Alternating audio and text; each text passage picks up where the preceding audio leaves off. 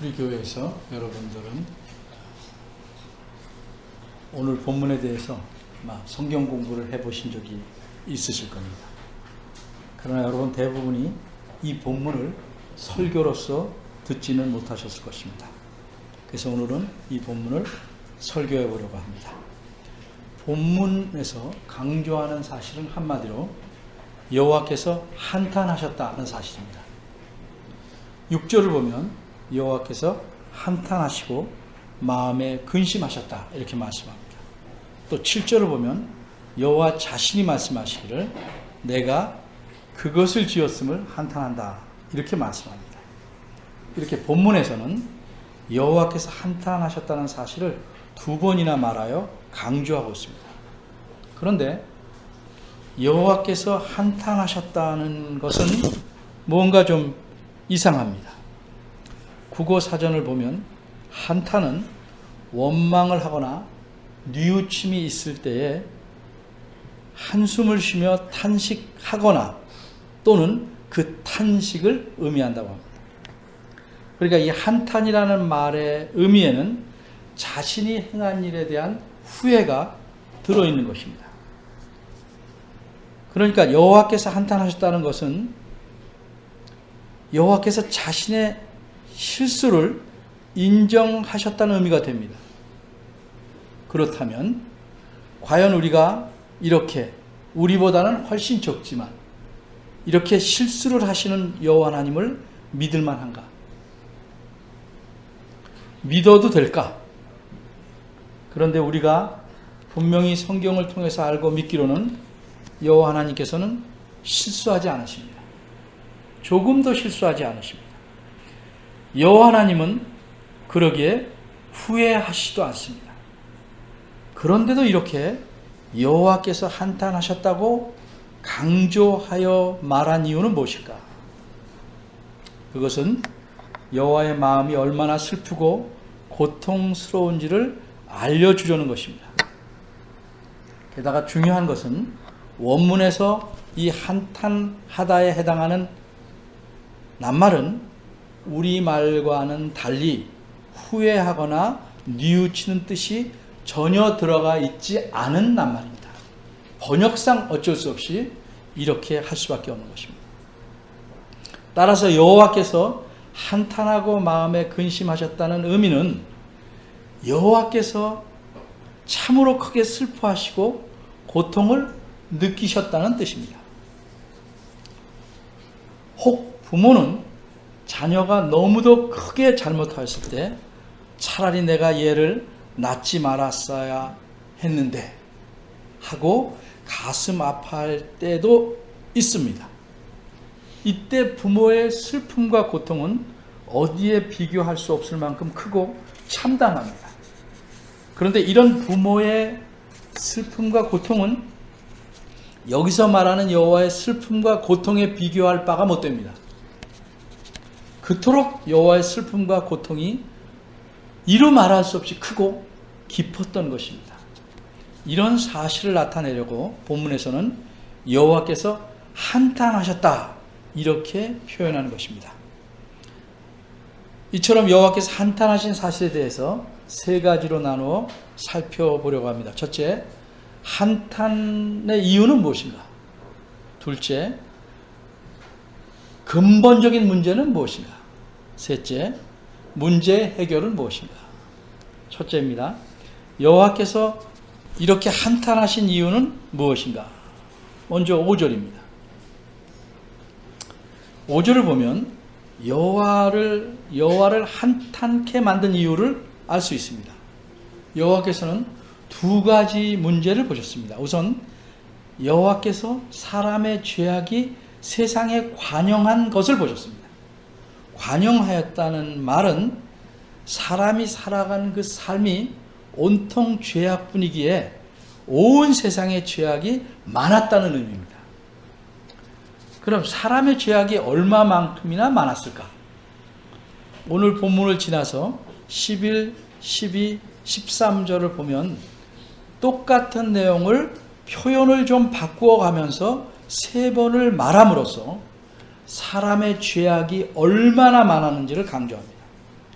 11절은 이렇게 말합니다. 그때 온 땅이 하나님 앞에서 패괴하여 강포가 땅에 충만했다. 12절은 표현을 좀 바꿔서 땅이 패괴하였으니 이는 땅에서 모든 혈육 있는 자의 행위가 패괴함이었더라. 13절 또 표현을 바꿔서 모든 혈육 있는 자의 강포가 땅에 가득하였다. 이렇게 표현합니다. 여기서 나타난 중요한 두 단어, 패괴와 강포. 이게 무엇인가? 패괴라는 말은 부패했다는 의미입니다. 강포라는 것은 온갖 종류의 죄악을 행동으로 드러낸 것을 의미합니다. 특별히 12절은 땅이 패괴한, 즉 부패한 이유가 무엇인지를 알려줍니다. 그것은 땅에서 모든 혈육 있는 자, 즉 사람의 행위가 부패하여서 스스로 망하는 길로 가고 있었기 때문이라고 말씀합니다. 이처럼 사람의 죄악과 강포가 온 세상에 가득하여 세상이 심각하게 부패했고 망해가고 있었던 것입니다. 그럼 도대체 어째서 사람들이 이렇게 악해졌을까? 어째서 사람의 행동이 이렇게 강포해졌을까? 그 이유는 여호와께서 보신 또 한 가지 사실에서 알 수 있습니다. 5절 후반절입니다. 여호와께서 무엇을 보셨냐면 그 마음에, 그 사람의 마음의 생각의 모든 계획이 항상 악할 뿐임을 보셨습니다. 여호와께서 이렇게 보신 사실이 인간이 그렇게 악하고 강포해진 이유가 됩니다. 사람의 행동은 대부분 마음의 표현입니다. 그런데 사람이 그 마음에서 생각하고 있는 계획이나 어떤 계획을 꾸미고 생각하는 동기가 악했습니다. 가끔 악했던 것이 아니고 항상 악했습니다. 혹 가물에 콩나듯이 선한 것이 조금 있었으면 좋으련만 사람의 마음은 눈을 비비고 찾아봐도 선한 것이라고는 손톱만큼도 없었습니다. 오직 그것도 항상 악할 뿐이었습니다. 마음의 생각에 이파리는 물론 줄기도 물론 뿌리 자체가 악했습니다. 그러니 이런 마음을 표현해내서 행동에 옮기는 사람의 행동은 오직 죄악이 뭉쳐서 나온 강포로 나타날 수밖에 없었습니다. 우리가 악한 사람이다 하고 평가하는 사람도 잘 살펴보면 어느 정도 적다 할지라도 선한 구석이 있습니다. 그런데 오늘 본문에서 말한 사람들, 그때 당시의 모든 사람들은 그렇지가 않았습니다. 이리 보고 저리 들여다봐도 그들에게는 죄악과 강포뿐이었습니다. 생각이나 말이나 행동에 죄악이 아닌 것이 전혀 없었습니다. 도대체 어떻게 사람이 악해도 이렇게 악해질 수가 있을까? 이것이 우리가 두 번째로 생각해야 할 문제입니다. 두 번째입니다.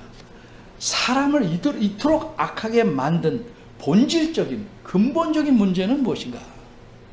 사람이 어떻게 이렇게 죄악으로만 가득 찰 수 있었을까? 사람을 이렇게 만든 근본적인 문제는 무엇인가? 여기에 대한 답은 1절에서 4절까지 나와 있습니다. 1절입니다. 사람이 땅 위에 번성하기 시작할 때입니다. 바꿔 말하면 사람들이 점점 많아졌다는 의미입니다. 사람에게서 딸들이 나왔습니다. 이 말의 의미는 아들은 안 낳고 딸만 낳았다는 것이 아닙니다. 또 아들보다 딸을 더 많이 낳았다는 뜻도 아닙니다. 여기서 딸들이 낳았다고 한 것은 2절 말씀과 연결시키기 위해서 의도적으로 사용한 표현입니다. 2절입니다. 하나님의 아들들이 사람의 딸들의 아름다움을 보고 자기들의 좋아하는 모든 자로 아내를 삼았다고 말씀합니다. 이처럼 2절에서는 하나님의 아들들이라는 표현을 사용하기 때문에 1절에서는 대조적으로 사람에게서 딸들이 났다고 하고 2절 자체에서는 사람의 딸들이라는 표현을 쓴 겁니다. 우리말 성경 2절을 보면 하나님의 아들들이 사람의 딸들의 아름다움을 보았다고 말합니다. 엄밀히 말해서 남성이 여인의 아름다움을 보는 것 자체를 나쁘다고 생각하거나 말할 수는 없습니다. 그런데 원문의 의미는 다릅니다. 단지 여인의 아름다움을 바라보았다는 사실을 말하는 것이 아닙니다. 원문의 의미는 하나님의 아들들이 사람의 딸들에게 주목한 이유는 그 여자들이 아름답기 때문이라고 말한 것입니다. 그 뜻이 아닐까? 제가 그래서 설명을 더합니다. 단순히 여인의 아름다움을 바라봤다는 것이 아니고 아름답기 때문에 주목했다는 의미입니다.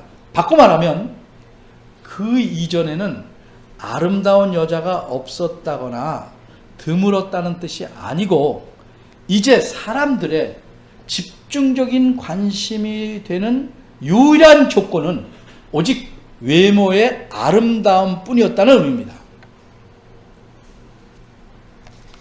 따라서 이 외적인 아름다움에 따라 자신들이 여자를 선택하고 선택한 여자는 누구든지 자기 아내로 삼았던 것입니다. 아내로 삼는 조건 중에 하나가 아름다움이 아니고 유일한 조건이었다는 의미입니다. 아내로 삼는 유일한 조건이 외적인 아름다움 뿐이었다는 의미입니다.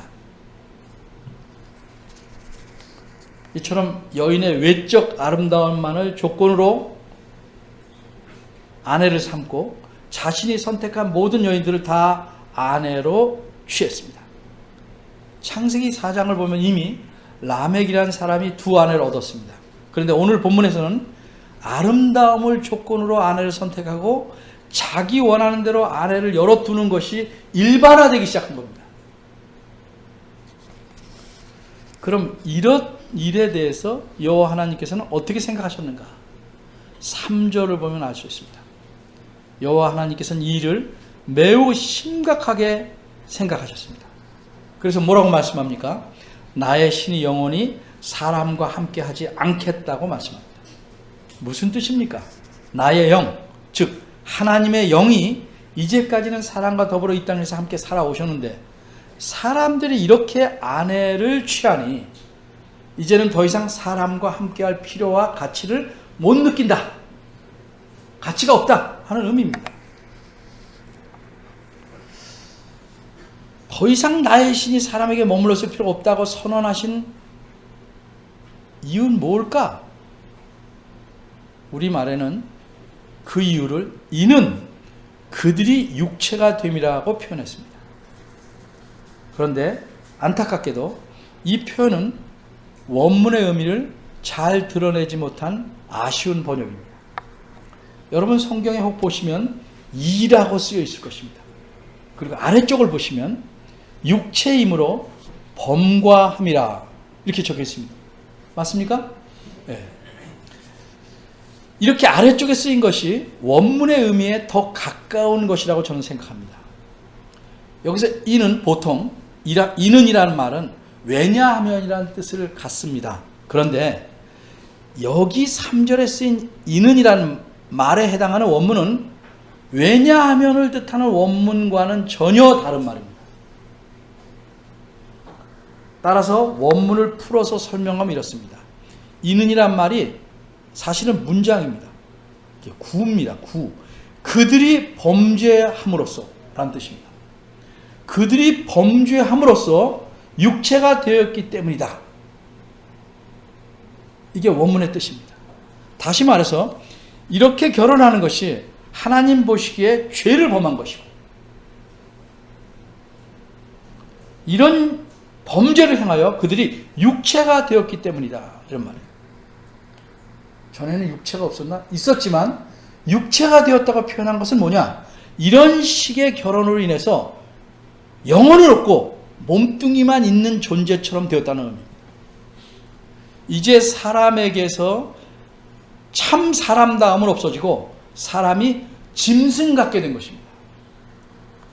아름다움이라는 조건 하나만을 아내로 삼고 선택한 모든 여인을 자기 아내로 삼는 것은 사람다운 삶이 아니고 짐승과 같은 것입니다. 그러기에 하나님의 신은 더 이상 사람들과 함께 머무를 필요가 없다고 선언한 것입니다.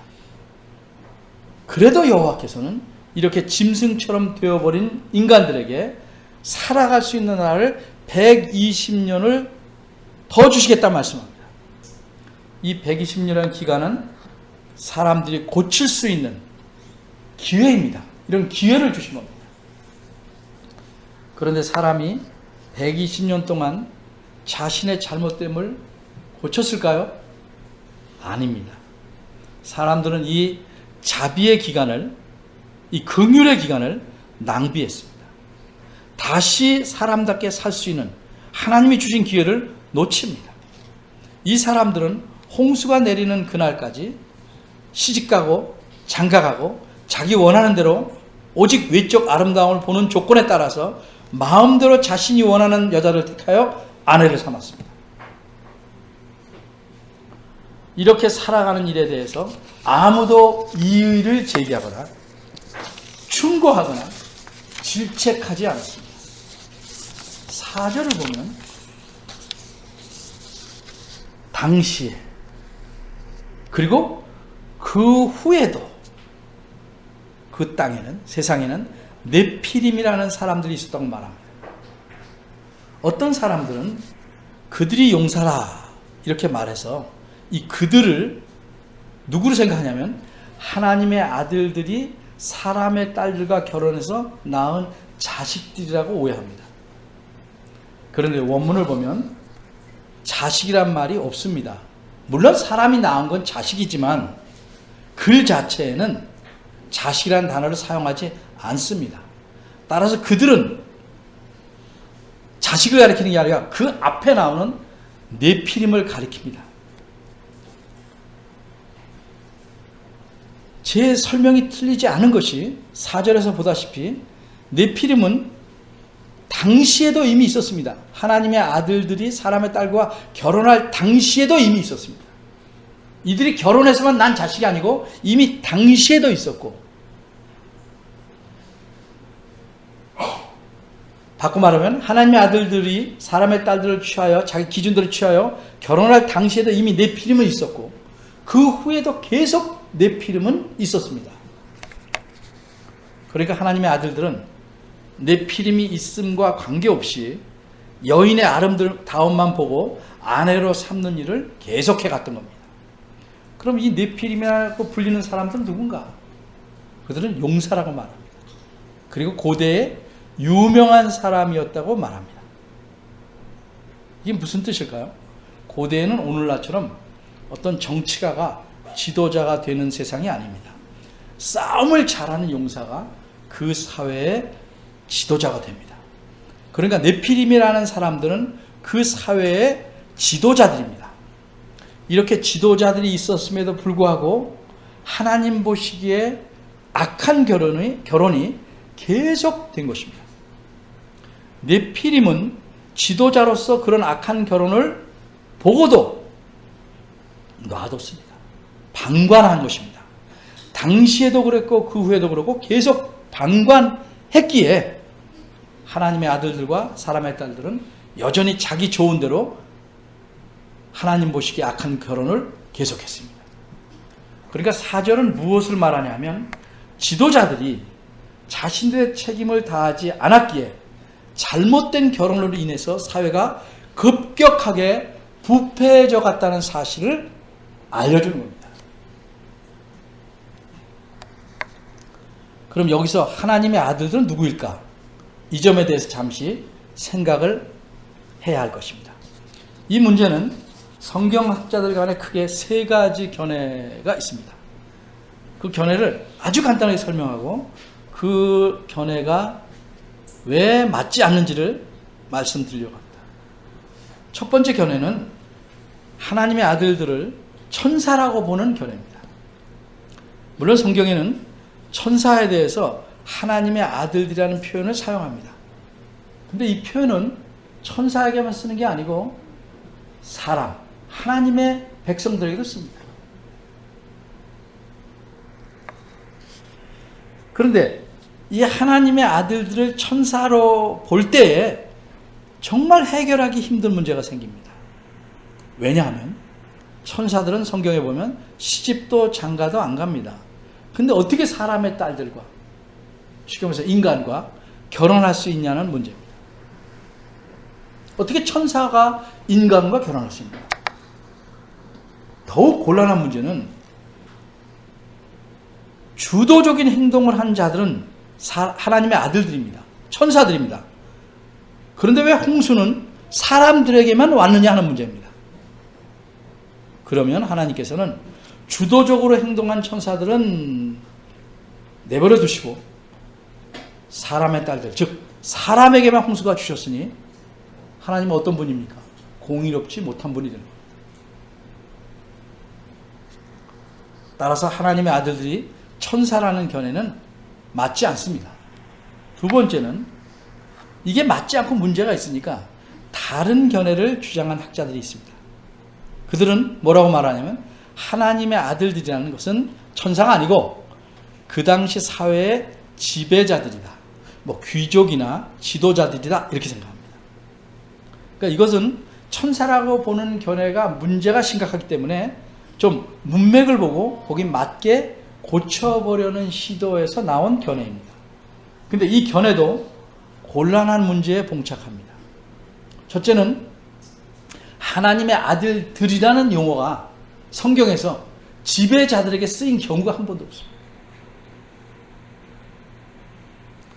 또 더 곤란한 문제는 지배자가, 귀족이나 지도자가 평민과 일반 백성과 결혼한 것이 과연 죄악이 될까? 사람들은 싫어할 수 있겠지만 하나님 보시기에도 죄악이 될까? 그럼 하나님께서도 신분의 차별을 인정하는 것이잖아요. 하나님이 과연 그러실까? 그렇다 손치더라도 그렇게 결혼한 것이 하나님께서 홍수로 모든 사람을 죽일 만한 큰 죄악일까? 이런 질문에 답을 할 수가 없습니다. 따라서 이 두 번째 견해도 시도의 동기는 좋았는데 알맞지 않습니다. 그럼 세 번째 견해는 무엇인가? 제가 취하는 입장이고 우리들이 취해야 될 입장이라고 저는 생각합니다. 하나님의 아들들을 셋 계열의 사람들로 보는 것입니다. 사람의 딸들은 가인 계열의 사람들로 보는 입장입니다. 이것은 창세기 6장 앞에 나온 문맥에 맞게 자연스럽게 이해하는 것입니다. 오늘 본문이 6장이죠. 근데 그 앞에 4장, 5장의 내용과 연관해서 보면 그 앞에 뭐가 있습니까? 4장 후반부와 5장에서는 가인 계열과 셋 계열을 대조하고 있습니다. 이 대조에서 10명씩 추려서 대조하는데 이 대조에서 드러난 바대로 가인 계열이란 그 계열의 사람들은 더 이상 하나님과 연관이 없는 계열이 되어버렸습니다. 오직 셋 계열만 하나님의 약속을 믿고 사는 사람들입니다. 그리고 이 셋 계열의 대표적인 인물에 해당하는 에녹을 소개하는데 그를 뭐라고 소개합니까? 하나님이 데려간 사람이다. 평생토록 하나님과 동행한 사람이라고 얘기합니다. 그러니까 이 셋 계열을 뭐라고 불러야 되겠습니까? 하나님의 아들들이라고 부를 만한 것입니다. 하나님을 섬기고 하나님을 받들며 그의 약속을 기대하고 사는 사람들에 대해서 우리는 뭐라고 불러야 될까? 사탄의 자식이라고 불러야 될까? 아니죠. 하나님의 아들들, 즉 여러분 잘 쓰는 하나님의 자녀들, 같은 말입니다. 언어상으로 자녀들이라고 부르는 것이 마땅한 것입니다. 이처럼 셋 계열의 사람들을 하나님의 아들들이라고 표현했으니까 반대로 하나님과 관계없는 가인 계열은 뭐라고 표현하는 게 좋을까? 하나님과 대조되는 말로서 사람을 썼고 아들들의 대조되는 말로서 딸들을 사용해서 사람의 딸들이라고 표현한 것입니다. 그러니까 하나님의 아들들은 남자만 말하는 것 아니고 사람의 딸들은 여자만 말하는 거 아닙니다. 사람들, 셋 계열의 사람들, 가인 계열의 사람들을 말하는 거예요. 이렇게 하나님을 의지하고 살던 사람들이 아름다움이라는 외적인 조건 하나만 보고, 이건 남자가 여자의 경우지만 여자가 남자에 대해서 마찬가지입니다. 멋지다 하는 조건만 보고 사람의 딸들, 즉 가인 계열의 사람들과 결혼합니다. 그러니까 오늘 본문에서는 금방 말씀드린 남자들의 결혼만 문제 삼은 게 아니고 하나님을 섬기는 사람들, 남녀가 하나님을 섬기지 않는 남녀와 결혼한 것을 문제 삼고 있는 것입니다. 요즘식으로 말하면 예수님을 믿는 사람이 예수님을 믿지 않는 사람과 결혼한 것이 문제라는 뜻입니다. 배우자 될 사람이 하나님을 섬기는가를 중요하게 생각하지 않고 오직 외적인 조건만을 보고, 오늘은 또 딴 것도 보죠. 돈, 뭐 여러 가지 보죠.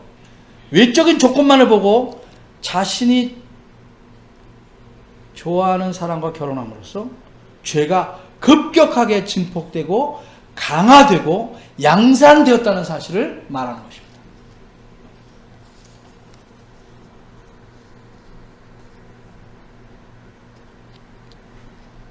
여러분은 어떻게 결혼이 죄의 증폭과 강화, 양산에 도움이 될까? 의구심을 품고 동의하지 않을 수 있겠지만 잘 생각해 보십시오.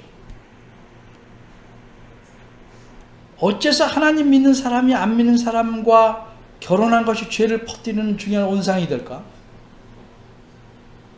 하나님 보시기에는 그럴 수밖에 없는 것입니다. 우리가 사는 이 사회를 제대로 이해한다면 그 이유를 어렵지 않게 생각할 것입니다. 할 수 있습니다. 하나님 믿지 않는 사람과 믿지 않는 사람과 결혼해서 가정을 이뤘다면 맨날 싸우고 살아야겠습니까?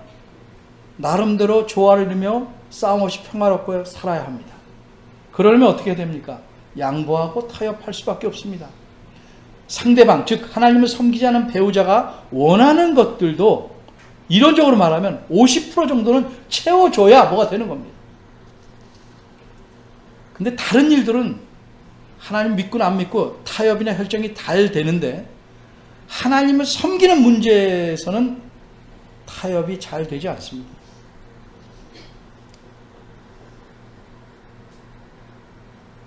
왜 그러냐면 우리는 인식을 못해도 항상 하나님을 섬기고 하나님 뜻대로 살려는 문제에는 사탄이 개입하기 때문입니다. 그러니까 혹 교회를 나가는 것을 반대하지 않아도 배우자는 어떻게 합니까? 예수님의 제자가 되기를 원치 않습니다. 그냥 예배만 보고 오면 적당히 믿었습니다. 그러니까 성숙할 수가 없습니다. 전혀 성숙할 수가 없습니다. 온전한 마음으로 하나님을 섬길 수가 없습니다. 그러면 그 가정에서 태어난 자녀는 무엇을 배웁니까? 무엇이 중요하다, 가장 중요하다고 생각하고 배우겠습니다. 온갖 잡다한 것, 하나님과는 거리가 먼, 그러면서도 하나님을 섬기는 척하는 것들을 잘 취하고 실제는 하나님을 대적하는 모든 것들을 어디서? 집안에서 배웁니다. 여러분 자녀를 키워보십시오. 나가서 뭘 배운다고요? 아닙니다. 집에서 다 배워놓는 것을 나가서 실행하고 확인해서 튼튼히 하는 것뿐입니다.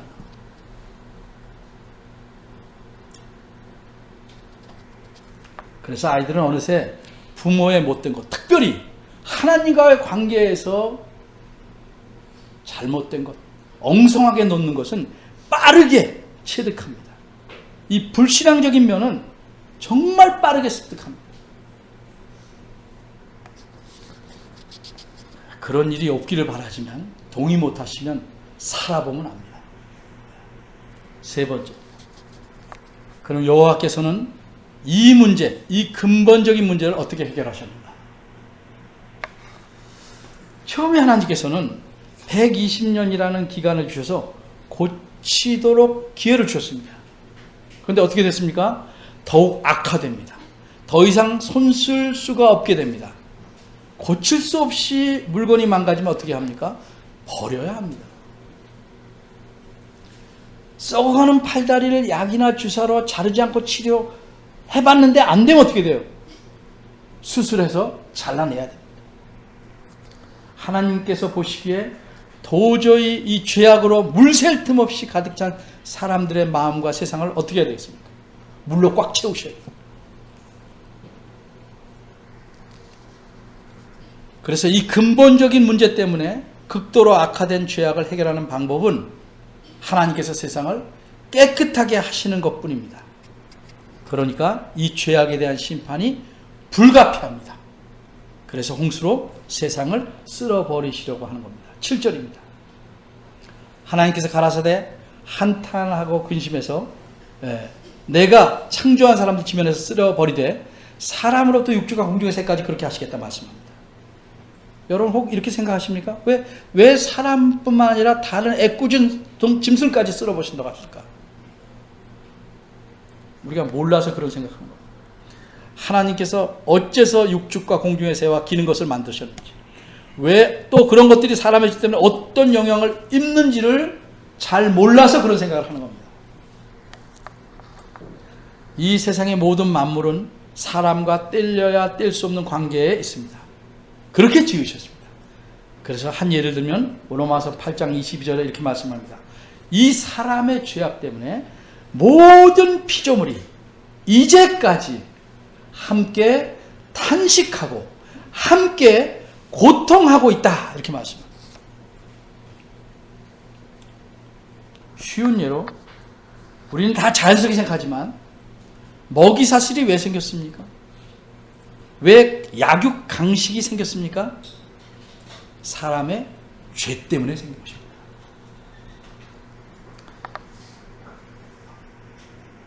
죄가 없다면 독사굴의 아이가 손을, 사자와 소가 같이 짚을 먹으면서 삽니다. 죄가 만들어내는 문제입니다. 사람의 죄악 때문에 사람뿐만 아니라 사람이 사는 모든 환경과 하늘의 새와 바다의 고기와 모든 짐승과 미미한 곤충의 이리까지 모두 죄의 영향을 절대적으로 받았습니다.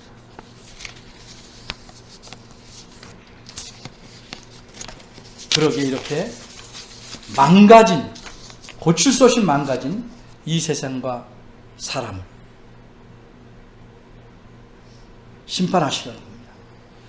하나님께서 이 세상과 사람을 지으신 목적을 다 무너뜨린 죄악 때문에 그 죄악이 가득한 세상을 하나님은 심판하시려는 겁니다. 이게 노아 홍수의 목적입니다. 노아 홍수가 오게 된 이유입니다. 이제 정리해 보겠습니다. 무엇 때문에 여호와께서 탄탄하셨습니까? 사람들의 죄악 때문입니다. 그러면 이 죄악은 어떻게 세상을 다 멸할 만큼 세상에 가득 차게 되었습니까? 온갖 죄악들이지만 그 근본적인 것은 잘못된 결혼에서 비롯되었습니다. 오늘날의 결혼은 어떻습니까? 예수 믿는 사람들이 믿지 않는 사람과 결혼하는 게 매우 많습니다. 어쩔 수 없이 하는 것도 문제지만 그렇게 하면 어떠냐고 생각하는 게 더 문제입니다. 심지어 어떤 사람들은 내가 결혼해서 전도하면 된다 이렇게 전도를 핑계 삼아서 결혼합니다. 심지어 이슬람 교도를 개종시킨다는 명목으로 결혼하는 신자도 있습니다. 진짜 신자인지 모르겠습니다만. 그런데 성경은 전도하기 위해서 불신자와 결혼하라고 가르치지 않습니다.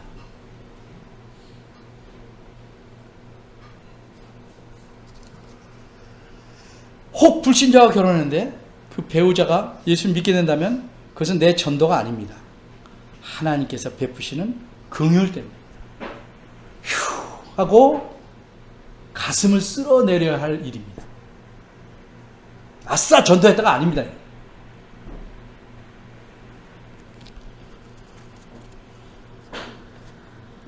왜 그렇게 결혼하는 게 매우 심각한 문제인지 결혼할 때 모르고 이미 불신자와 결혼한 경우는 어떻게 됩니까? 옛날 사회는 많았었죠.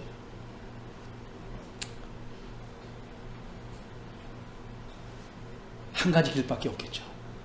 하나님 앞에서 심각하게 회개해야 합니다. 맨날 눈물 흘리지 말고 심각하게 진정으로 회개해야 돼요. 그리고 그렇게 결혼해서 생긴 여러 가지 문제들에 대해서는 견뎌낼 수밖에 없습니다.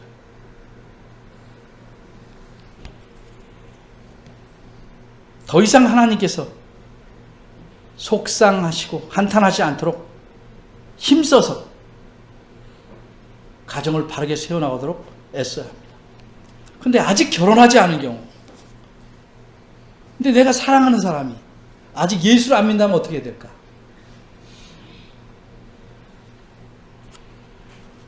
교회에 다니겠다는 어설픈 약속을 받고 결혼하면 안 됩니다. 그가 예수를 혹은 그녀가 예수를 믿을 때까지 기다려야 합니다. 정말 그 사람을 상대를 사랑한다면 기다려야 합니다. 평생 살 거 아니에요? 조금 더 기다렸다 결혼하면 마음은 급하겠지만 무엇이 정석이겠습니까? 기도하면서 계속 기다려야 합니다. 형식적으로 교회 몇 번 다닌 후에 결혼하려고 해서는 안 됩니다. 정말 믿음이 박혔는지 성숙하려고 힘쓰는지 확인하고 결혼해야 됩니다. 요즘은 사회와 국가의 압박이 심해지고 있습니다. 양성평등을 성평등이라고 굳이 바꿉니다. 왜 그렇게 하는지 아십니까? 남자와 남자, 심지어 여자와 여자가 결혼하는 것도 인정하려 하고 합법화하려고 하기 때문입니다. 제가 다음 주에 지난번에 말씀드린 대로 이 점에 대해서 특강을 하겠습니다. 그래서 이런 문제를 인정하지 않으면 평등을 인정하지 않는 것이고 게다가 인권을 존중하지 않는 것이다. 이렇게 기독교인들을 몰아세웁니다. 낙인을 찍습니다. 그런데 여러분, 인권이 뭡니까? 진정한 인권은 하나님 말씀대로 지은 사람을 하나님 말씀대로 존중하는 겁니다. 그렇지 않으면 사람과 세상은 스스로 멸망의 길로 치달릴 수밖에 없는 것입니다. 잘못된 결혼,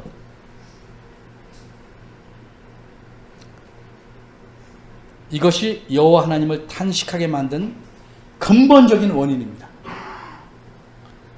여러분 스스로의 생활을 돌이켜보십시오. 내 인생이 어디서부터 삐뚤어지기 시작했는가? 어떻게 하나님 앞에서 바로잡을 수 있을까? 내가 자녀들을 어떻게 가르쳐야 될까? 그런 것들이 정리돼서 바르게 시행되지 않으면 우리 가정을 통해서 겉보기는 화목하고 평안하지만 죄악은 세상으로 널리 퍼져나갈 겁니다. 그리고 여호와께서는 우리에게 그 책임을 물으실 겁니다. 여호와 하나님께서 왜 가정을 세우셨는지, 이 가정을 세우신 목적이 무엇인지를 분명히 알아야 이제부터라도 우리는 하나님을 덜 탄식하고 덜 근심하게 할 수 있는 것입니다. 자녀들도 하나님을 기쁘시게 하고 경건하게 자랄 수 있도록 우리가 최선의 노력을 다해야 됩니다. 여러분이 자녀들의 학업에 쓰는 노력의 10분의 1을 그만큼이라도 신앙에 신경을 쓴다면 교회가 이렇겠습니까?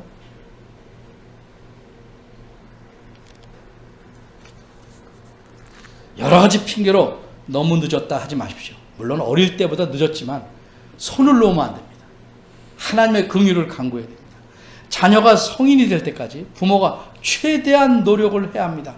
독립할 때까지 최대한 노력을 하고 모범을 보여야 합니다.